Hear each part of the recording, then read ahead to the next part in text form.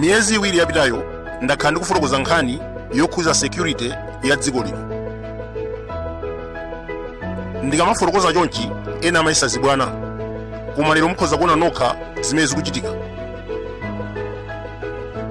There is no security in Malawi. Maderamu mukupezeka anthu achilendo, sakutha kulankhula chichewa, komanso ndi ziphona zimene zikuyendera magalimoto a tinted glass.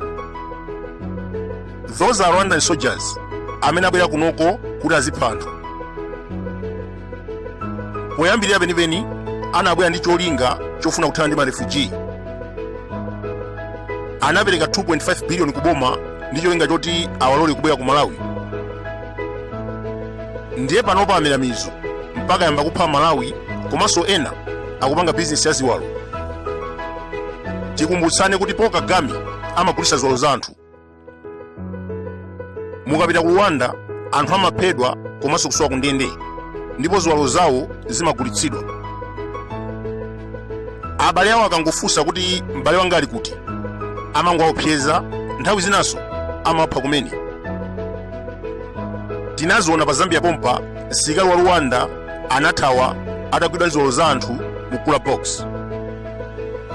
Lero zikhale ng'oma akugwiza ndi anthu omwewa kuti azipha mizimu yosalakwa m'dziko muno. Ichi ndi chifukwa chake anachosa road block, komanso akugwiritsa ntchito anyamata achipani ngati ma security agent. Zotsatira zake, security is becoming porous. Malawi ikuluza anthu ofunikira almost every day. Mwachisanzo, last week IT manager wa ku Reserve Bank Agnes Katengeza anaphedwa ndi kuyikidwa kumbuyo kwa galimoto yake. Aboma sanatifotokozere kuti zimene zizayenda bwanji, chifukwa amene wachita izi akumudziwa. Jacob Nsokera, mnyamata amene wangomaliza kumene sukulu pa Bunda, anamupha mtembo wake nkukaponyera mchitsime. Alan Witika anaphedwa ku Lilongwe. Kuma DC zimayi woyembekezera waphedwa ndi chigawenga chimene chinabwera m'dzina la banja. Kunchewu mwana wa zaka zitatu anaphedwa ndi zigawenga. Ku area 25 salesman wa Central Portrait anaphedwa mpaka kulandidwa ndrama. Tikayena za anyamata akapanza amene akuphedwa zosachita kufunsa. Zonse zimene ndikufotokoza pano zachitika in a period of 1 week. Akuluakulu, Inspector General Tinaye, Army General, komanso Minister of Homeland Security, kodi ntchito yawo ndi chani? Posachita pompa taona zikhale ng'oma akugawa zikwanje kwa masapota MCP akuti azilimbana ndi anyamata ochita matemo. Inspector General Yoram akumagawa ma uniform ndi mfuti kwa anyamata kwa Nsundwe. Lero Amalawi akungophedwa, kuvulazidwa, komanso kulandidwa katundu. Mbuyomu anthu amenewa amatuma achinyamata kuti azilanda katundu wa marefugee. Lero achinyamata amene wajaira mpaka yamba kuphwanya magalimoto ndi kumapha Malawi. Zimene zikuchitikazi sizachilendo mbiri ya chipani cha MCP. 1969 Kamuzu ndi anzake ankapopa magazi a anthu ku Chilobwe mpaka azimayi oposa 30 anaphedwa. Malubino akhala kuphedwa kuyambira 1966, koma Kamuzu osankhulapo kanthu. Wina akangolankhulapo MCP inkaopseza ponena kuti Malubino samafa koma amangosowa. Nkhani imeneyi tinayamba kuimva kale. Ambiri abadwa mpaka kumakula munthawi Kamuzu ija samadziwa kuti Malubino amafa. Iwowo amauzidwa ndi anyamata Malawi Young Pioneer. Akangoona kuti ayi Alubino nako waphedwa, apioneer amaopseza kuti iwe usamanene kuti Alubino waphedwa. Malubino samafa koma amangosowa. Zonsezi zimachitika chifukwa chona kuti MCP akhala kupha Malubino kwa zaka zokwana 31. Pa chisankho cha 2019 Lazarus Chakwera anaonjeza kuti adzakhetsa mwazi m'dziko muno. Zotsatira zake Amalawi aona zoopsa zimene sanaonepo chiyambire. Anapolo ochoka m'mapiri olira ngati masitima anatuluka tsiku limodzi m'mapiri osiyanasiyana. Anthu oposa 2000 anaphedwa komanso ena anasowa.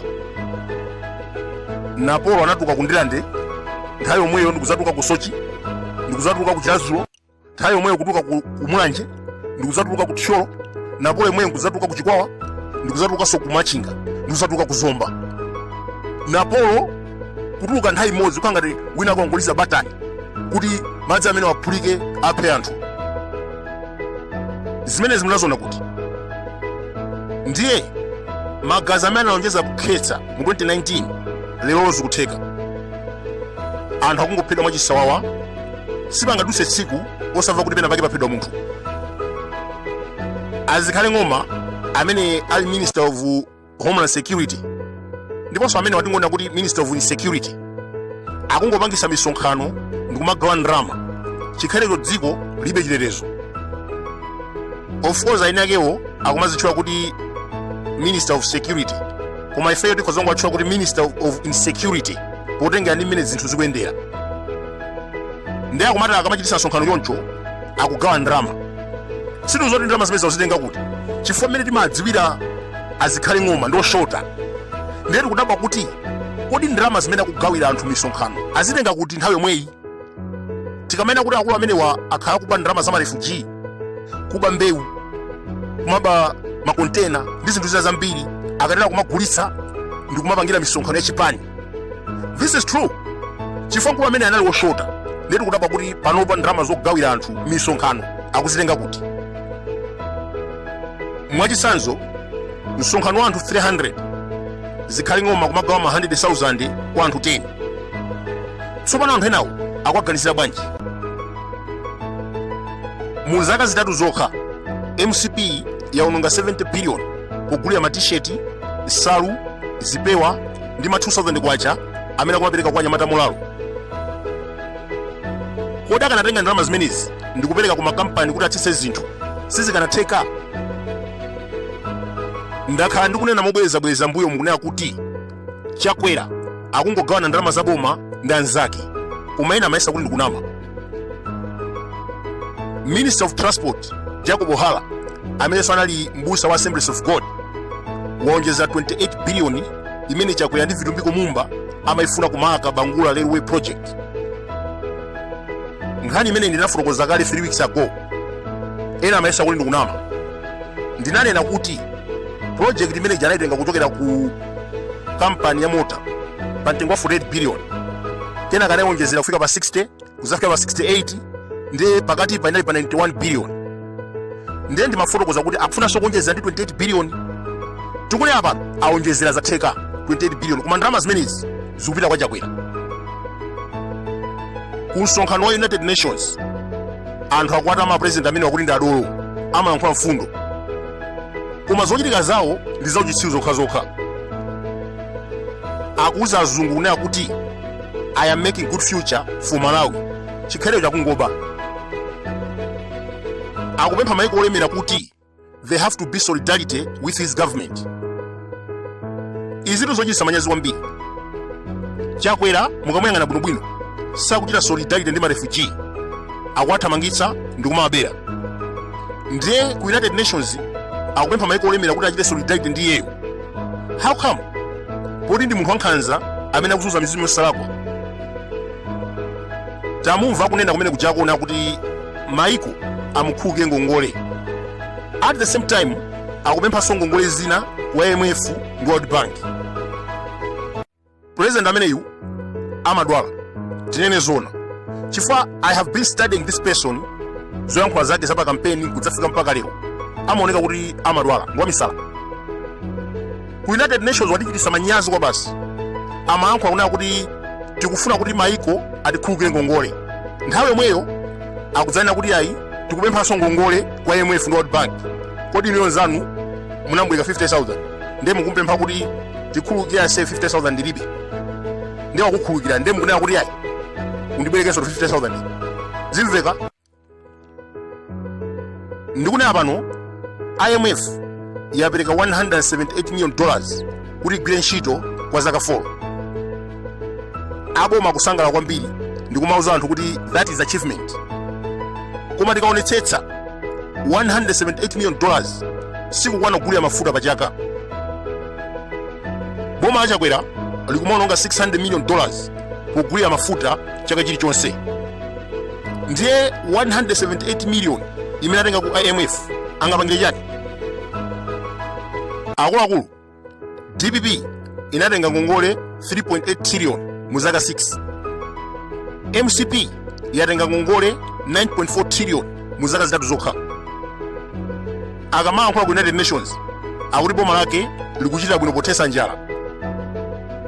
Nditamva nkhani imeneyi pena ndimadzifunsa kuti kodi Chakwera amasuta chamba kapena pamene amayankhula anakhuta magagada? Chifukwa kunena zoona pakuti munthu sangane kuti akuthesa njala chimanga chili pa 50,000. Simoyo Kachere amene ali mzake wa Chakwera anaba chimanga kwa Adimaki ndi kukachigulitsa kunja. Fertilizer tikunena pano ali pa 90,000. Wasabuside sakupezeka. Anthu akudya zikhalu za mchire madera ena, komanso ambiri akugona osadya chilichonse. Ndiye akamauza azungu kuti wathesa njala akunena njala yakiti ya kunyumba kwake.